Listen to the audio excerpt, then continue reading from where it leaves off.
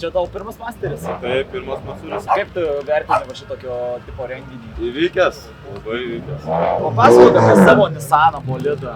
350, 370. 350. 350. Parsisinčiau jį iš Čikagos prieš 4 mėnesius, su juo driftinu Amerikoje 10 metų ir dabar biškį paeuropinom, įdėjom europinius lankus, o šiaip supros variklis, vienas GZ, atsukta apie 405 arklių, važiuoja, kaip matai.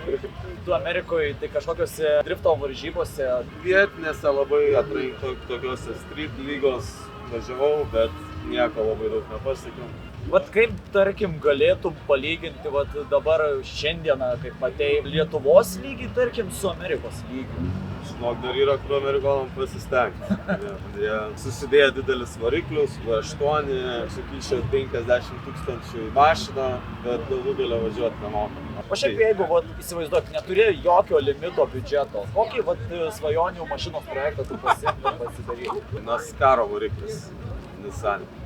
Wow, čia skamba labai galingai. Taip. Nu, man įdomu šiaip apie NASCARą, tu kažkiek pats tenais, ne tai, kad dalyvavai, bet žiūrėdavai. Taip, buvę. O kaip šiaip atmosfera pačio NASCAR'o?